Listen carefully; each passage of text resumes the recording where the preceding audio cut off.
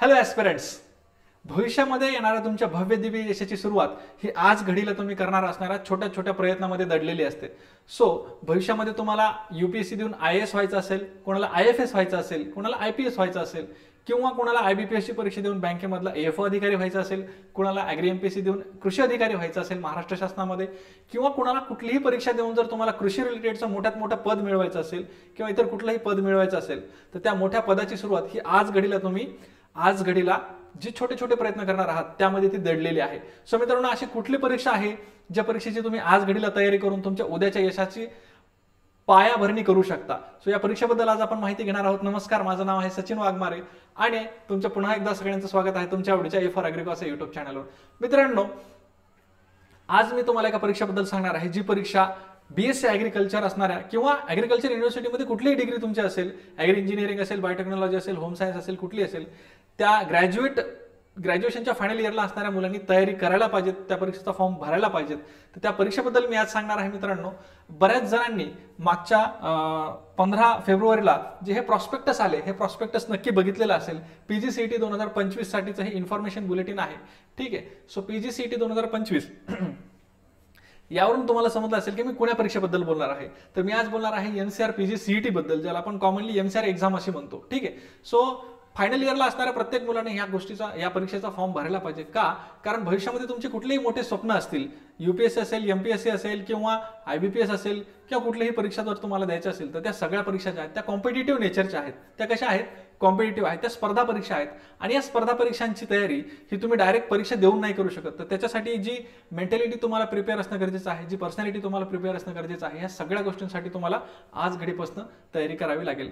जर तुम्ही ह्या अशा परीक्षा देत राहिलात तर या परीक्षांमधून तुम्हाला त्या पुढच्या येणाऱ्या यशाची किंवा पुढच्या मोठ्यात मोठ्या त्या परीक्षांची तयारीची पायाभरणी होऊ शकते. ओके. का? कारण आज आपण ग्रॅज्युएशनला आहोत, फायनल इयरला आहोत. बरेच जण आता मॅक्झिमम जे मुलं आहेत मॉड्यूलला आहेत. ठीक आहे. सो हे मॉड्यूलला असणाऱ्या मुलांनी आतापर्यंत ग्रॅज्युएशनमध्ये काय केलेलं असतं, तर सेमिस्टर एंडच्या परीक्षा दिलेल्या असतात आणि मिड टर्मच्या परीक्षा दिलेल्या असतात. ओके. सेमिस्टर आणि मिड टर्म ह्या परीक्षा आपण कशा देतो हे आपल्या सगळ्यांना माहिती आहे. याची तयारी आपण कशी करतो हे पण आपल्या सगळ्या ॲग्रिकॉसला माहिती आहे. सॉरी. सो जी तयारी आपण विदिन अ नाईट करतो, फार सिन्सिअर मुलगा असेल तर विदिन अ वीक तयारी करतो आणि त्याच्यामध्ये आपण चांगले मार्कही मिळवतो. बट पुढे भविष्यामध्ये येणाऱ्या ज्या स्पर्धा परीक्षा आहेत याची तयारी अशी एका आठवड्यात किंवा एका दिवसामध्ये करण्यासारखी नसते. त्यांचं नेचर वेगळं असतं, त्यांचं डिफिकल्टी लेवल वेगळं असतं, त्या परीक्षांचे अप्रोच सुद्धा वेगळे असतात. सो त्या परीक्षांची तयारी करण्यासाठी तुमच्या आयुष्यात येणारी पहिली कॉम्पिटिटिव्ह एक्झाम जर कुठली असेल तर मला वाटतं MCR ही परीक्षा आहे. कारण डिग्रीपर्यंत तुम्ही डिस्क्रिप्टिव्ह एक्झाम, कॉमन युनिव्हर्सिटीच्या एक्झाम दिलेल्या असतात.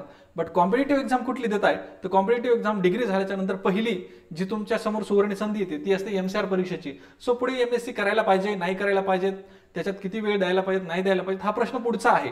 ठीक आहे. परंतु तुम्ही परीक्षा मात्र नक्की द्यायला पाहिजेत, हा फॉर्म नक्की भरायला पाहिजेत, जेणेकरून तुम्हाला कॉम्पिटिटिव्ह एक्झाम काय असतात, कशा असतात, MCQ टाईपचे प्रश्न कसे येतात, त्याच्यामध्ये ट्विस्ट कसे असतात, त्यांचे अप्रोच कसा असतो, या सगळ्या गोष्टींची तुम्हाला जाणीव होऊन जाईल. आणि ती जितक्या लवकर जाणीव होईल तितक्या लवकर तुम्ही चांगल्या तयारीला सुरुवात करू शकता किंवा तुमच्या तयारीमधले जे काही त्रुटी आहेत त्या बाजूला करू शकता. सो या इन्फॉर्मेशन बुलेटिनमध्ये काय सांगितलेलं आहे, इन्फॉर्मेशन बुलेटिनमध्ये सांगितलेलं आहे किंवा ब्राउचरमध्ये असं सांगितलेलं आहे की 23 मे, 24 मे आणि 23 मे, 24 मे आणि 25 मे या 3 दिवसीय वेगवेगळ्या स्ट्रीमची परीक्षा होणार आहे.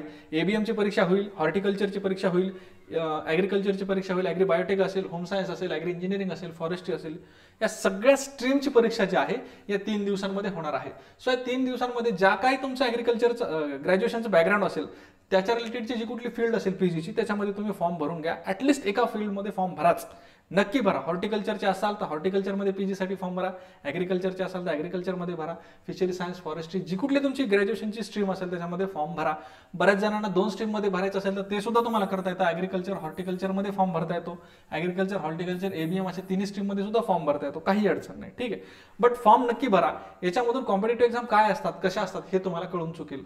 बऱ्याच जणांचं असं झालेलं आहे की आता फायनल इयरला आलोय बट पुढे काय करायचं नेमकं हे त्यांचं आणखीन फायनल नाहीये. मग त्यामुळे ते फायनल नसल्यामुळे MCRचा जो फॉर्म आहे तो भरत नाहीत आणि ही कुठेतरी मोठी घोडचूक होते. मग ही घोडचूक टाळण्यासाठी मला असं म्हणायचं आहे, जर तुम्ही आणखीन कन्फ्युजनमध्ये असाल किंवा डायलेमामध्ये असाल तर हा आपला व्हिडिओ आहे, PG in agriculture, to do or not to do, are you in dilemma, हा एक व्हिडिओ आहे जो आपला सप्टेंबर 2022 मध्ये पब्लिश झालेला आहे. त्यावेळेस माझं युट्यूब चॅनल नवीन होतं, त्यावेळेस माझ्याकडे स्मार्ट बोर्ड नव्हता. बट त्या व्हिडिओमध्ये तुम्हाला दिसणार नाही, बट जो कंटेंट आहे तो अत्यंत महत्त्वाचा आहे. त्यावेळी माझ्या 2022ला मी काय केलं होतं, जे माझे बॅचमेट्स किंवा सिनियर ज्युनियर ज्यांनी पीजी केलेली आहे, जे जॉबला लागलेत, जे पीजी केलेली आहेत, जे जॉबला नाही लागलेत, ज्यांनी यूजी केलेली आहे फक्त पीजी नाही केली, तर या अशा वेगवेगळ्या कॅटेगरायझेशन केलं मी. ओके, सो पीजी केलेले आणि जॉबला लागलेले, पीजी केलेले जॉबला न लागलेले, यूजी केलेले जॉबला लागलेले, यूजी करून जॉबला न लागलेले. सो अशा वेगवेगळ्या बऱ्याच जवळपास 20-25 बॅचमेट सिनियरला मी एक प्रश्न पाठवला आणि त्या प्रश्नाचं उत्तर त्यांच्याकडनं घेतले की पीजी बद्दल त्यांचं स्वतःचं मत काय आहे, आणि त्या मतावरनं एक ॲव्हरेज काय म्हणणं येतं सगळ्यांचं, त्याच्यावरनं मी एक कन्क्लुजन काढलं. आणि खूप चांगला एक छोटेखानी रिसर्च होता जो मुलांसाठीच केला होता, आपल्या ज्युनियरसाठीच केलेला होता. सो हा व्हिडिओ फार तर 20 मिनिटाचा असेल, तुम्ही नक्की बघा. PG in agriculture to do or not to do, याच्यामधून तुमच्या मनातले जे काही प्रश्न आहेत की पीजीला 2 वर्ष द्यायला पाहिजे, नाही द्यायला पाहिजे, वर्थ आहेत, नाही वर्थ आहेत, पीजी करताना काय स्ट्रॉंग पॉईंट्स आहेत, काय वीक पॉईंट्स आहेत, काय मिळवलं जातं, काय गमावलं जातं, या सगळ्या गोष्टींचा उहापोह या व्हिडिओमध्ये केलेला आहे. त्यामुळे हा व्हिडिओ नक्की बघा. या व्हिडिओची लिंक मी इथं आय बटनमध्ये तर शेअर करेलच सॉरी, बट तुम्ही हा थंबनेल जो आहे हा थंबनेल लक्षात ठेवा आणि व्हिडिओ नक्की बघा. ओके, चलो. सो माझं पुन्हा एकदा म्हणणं आहे, या परीक्षांचा फॉर्म तुम्ही भरून टाका. या परीक्षांचा फॉर्म भरण्यासाठी मी तुम्हाला आज का सांगतोय, कारण हे एक जेंटल रिमाइंडर आहे. बघा, 15 फेब्रुवारीपासून यांचे फॉर्म सुरू झालेले आहेत आणि 10 मार्च ही शेवटची तारीख आहे फॉर्म भरण्याची. एमसीआरचे फॉर्म भरण्याची 10 मार्च ही शेवटची तारीख आहे. शेवटच्या दिवशी तुम्ही फॉर्म भरण्याचा विचारही करू नका, कारण त्या दिवशी पेमेंटचा इश्यू येऊ शकतो किंवा दुसरा कुठला इश्यू येऊ शकतो. सो त्यामुळे आज 8 तारीख आहे, उद्या 9 तारीख आहे, 2 दिवसामध्ये शक्य तेवढ्या लवकरात लवकर फॉर्म भरून टाका. फॉर्म भरून टाका. पुढे परीक्षा द्यायची की नाही, परीक्षेमध्ये रँक आल्याच्यानंतर ऍडमिशन घ्यायचं की नाही, हा पुढचा विषय आहे. ठीक आहे, तो व्हिडिओ पाहिल्याच्या नंतर तुमचं बरंचसं कन्फ्युजन क्लिअर होईल. बट तरी कन्फ्युजन राहिलं तर मी आहेच, तुम्ही आम्हाला कॉन्टॅक्ट करू शकता, काही अडचण नाही, आम्ही नेहमी तुमच्यासाठी आहोत. सो बाकी सगळ्या गोष्टींपेक्षा मी याच्यावर फोकस करेल की 10 मार्च आधी हा फॉर्म नक्की भरून टाका. ओके, चलो. सो आजपर्यंत आपण जसे अपडेट्स देत आलो तसेच बऱ्याच ठिकाणी कंटेंट सुद्धा देत आलो विद्यार्थ्यांना परीक्षांची तयारी करण्यासाठी. सो तसाच एक कंटेंटची सिरीज आपण आता लवकर सुरू करणार आहोत आपल्या एमसीआरच्या विद्यार्थ्यांसाठी. सो 2020 त्या सिरीजचं नाव असणार आहे सो 2020 सिरीज ही आपण आपल्या ॲग्रिकॉस बांधवांसाठी आपल्या युट्यूब चॅनलला सुरू करणार आहोत, ज्याच्यामध्ये आपण दररोज एका विषयाचे 20 अत्यंत महत्त्वाचे प्रश्न, त्यांचा ॲनालिसिस आणि त्यांच्याकडे बघण्याचा अप्रोच, या सगळ्या गोष्टींवर आपण चर्चा करणार आहोत, जेणेकरून तुमच्या तयारीला चांगल्यात चांगली स्पीड यावी, त्या तयारीला आणखीन एक चांगलं डायरेक्शन मिळावं या अँगलने.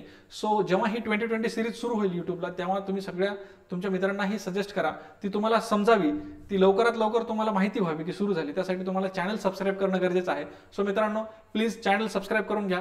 हा व्हिडिओ तुम्हाला नक्कीच महत्त्वाचा जर वाटला असेल तर तुमचे जे कोणी सिनियर्स फायनल इयरला असतील, जे कोणी तुमचे रिलेटिव्स फायनल इयरला असतील, जे कोणी तुमचे ज्युनियर फायनल इयरला असतील, जे आता एमसीआरला अपियर होऊ शकतात, त्या सगळ्यांना हा व्हिडिओ पाठवा, प्लीज पाठवा.